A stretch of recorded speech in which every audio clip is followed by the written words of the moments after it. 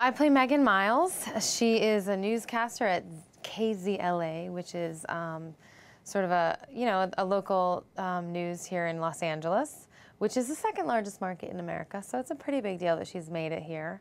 Her dream in life is to be a network anchor.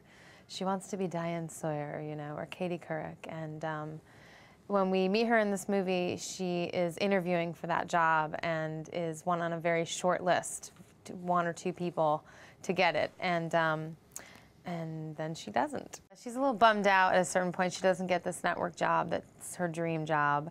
And so her girlfriends, Rose and Denise, who've been with her since she moved to LA, essentially say, like, we're going to take you out and show you a good time. You need to get out on the town. What they don't know when they come to drag me out is that I've also been dumped by my fiance, Kyle. It was a secret that I was sort of keeping out of shame. And, so what's really interesting to me is I'm truly ashamed that this guy dumped me, but what happens that night is I go out and I meet this wonderful person, Gordon, played by James Marsden, and we have a great time, and I feel no shame over that. That's what's so fun about this movie. She starts out in a place of shame, and then by the end, actually, it's come full circle and decided she's not going to apologize for anything that's happened to her. Steve's great in that, he did write the material, so he knows it so well, and he's very clear about what he wants, but he's not too precious about anything, and he's open to, just improv, which is really fun, and he's really created all these really amazing characters for Megan to meet, and has cast the movie so well. I'm so excited by everyone that's come to play with me on this film. Every day brings someone new, whether it's James or Gillian and Sarah Wright, or Niecy Nash, who plays the bus driver, was fantastic.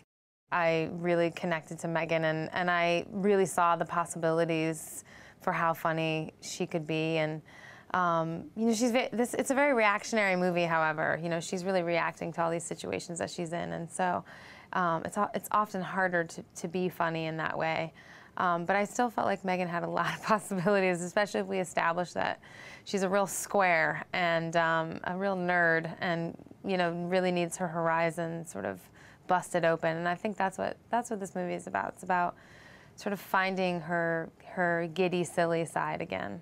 I certainly have had plenty of nights. I've had a few walks of shame, or strides of pride, as I like to say. I have been stuck at my boyfriend's house with no clothes to wear to work, and definitely having to get to work, no time to go back to the apartment to get something. I can remember wearing like completely wild mismatched outfits. Like, I'll just pick a shirt out of this guy's closet and belt it, and like that'll totally look like a dress. And all it looks like is a man's shirt.